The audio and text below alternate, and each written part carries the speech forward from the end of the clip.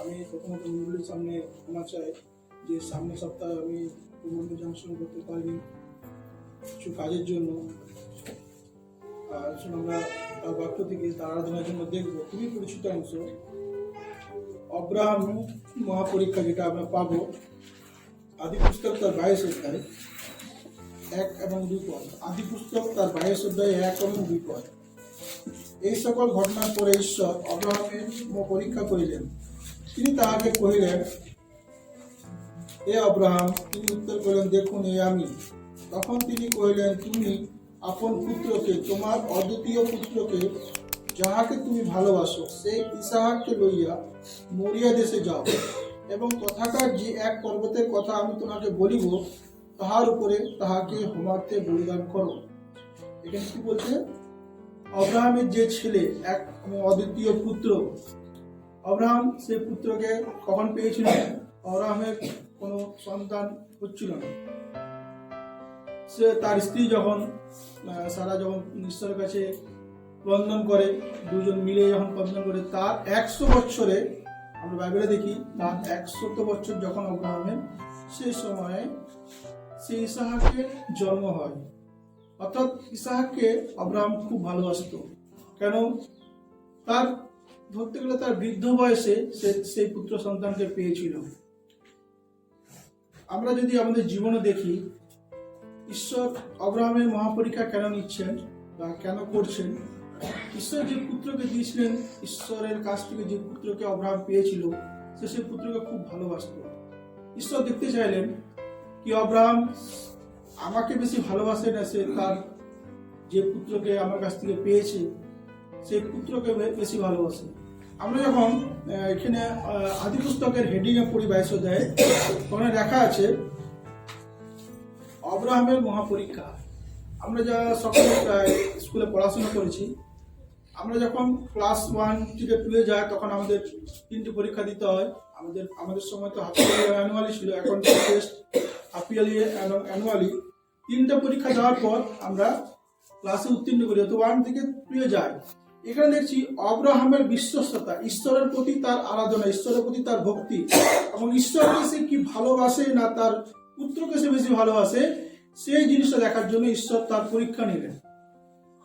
অর্থাৎ অব্রাহামের আরাধনার যে মাপকাঠি, অর্থাৎ অব্রাহাম ঈশ্বরকে কি ভালোবাসেন, কতটা ভালোবাসেন, এবং জাগতিক সমস্ত বস্তু থেকে তিনি অব্রাহাম ঈশ্বরকে ভালোবাসেন কিনা, সেটার জন্য তার পুত্রকে, তার একমাত্র পুত্রকে, যে পুত্রকে তিনি ভালোবাসতেন সব থেকে প্রথমে, সেই পুত্রকে তিনি চাইলেন, তিনি সেই পুত্রকে হোমার্থে বলিদান করেন। হোমার্থে বলিদান সেই সময়কার নিয়ম অনুসারে হোমার্থ বলিদান হলো ঈশ্বরের আরাধনার জন্য যে বলিকৃত করা হয়।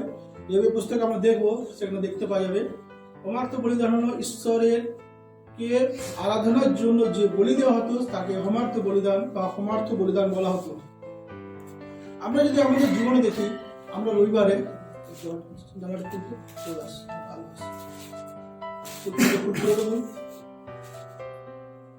আমরা যদি আমাদের জীবনে দেখি, আমরা রবিবারে সবাই চার্চে আসি।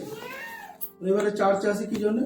আমরা ঈশ্বরের কাছে আসি, ঈশ্বর আরাধনা করার জন্য। আমরা সবাই বিশ্বাসী, কিন্তু আমাদের আরাধনা ঈশ্বর গ্রহণ করছেন কিনা সেটা আমরা বুঝতে পারি না, জানতে পারি না। কেন?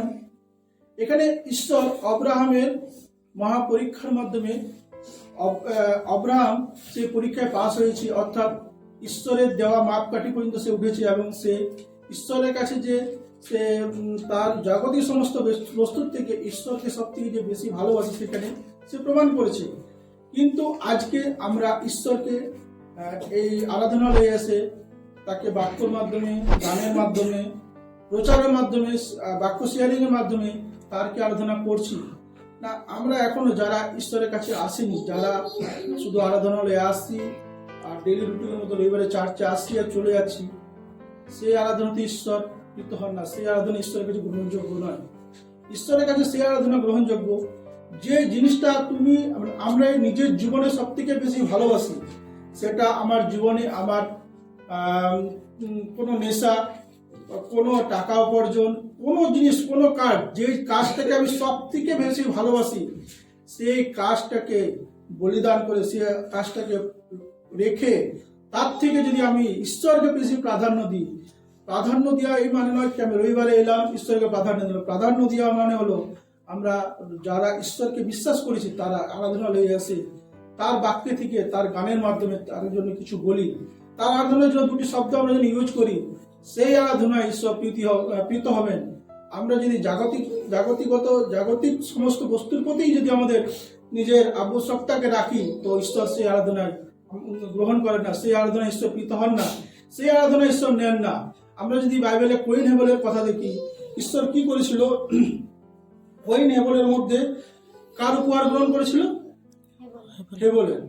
কইন হেবেলের দুজনেই ঈশ্বরের কাছে তার উপহার এনেছিল। কইন কি ছিল? সে কৃষিকাজ করতো, আর হেবেল পশুপাল চালাতো। কিন্তু ঈশ্বর হেবেলের উপহারকে কেন গ্রহণ করেছিল? কইন তার ক্ষেত্রে ফল এনেছিল, আর কইন কি এনেছিল?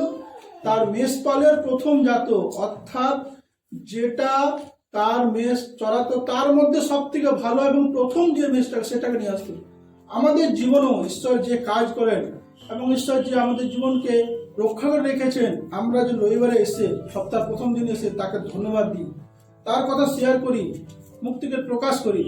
কেন জাগতিক জিনিস আমরা জগতের প্রতি যদি আমরা দেখি, আমরা কালকে বাক্য প্রচারে একজন আউটরিচ গেছিলাম, আমি অনেক দিনই যাইনি কিন্তু কালকে প্রথম গেছি। জগৎকে দেখে যা বুঝতে পারা যায় ঈশ্বরের আগমন খুবই সন্নিকট। মানুষ এখন ঈশ্বরের বাক্য কি, তারা নিজেরা যে ধর্মে বিশ্বাস করে সে ধর্মের কথা শুনতে চায় না। মানুষ বলছে আমরা বাবা মায়ের কথাই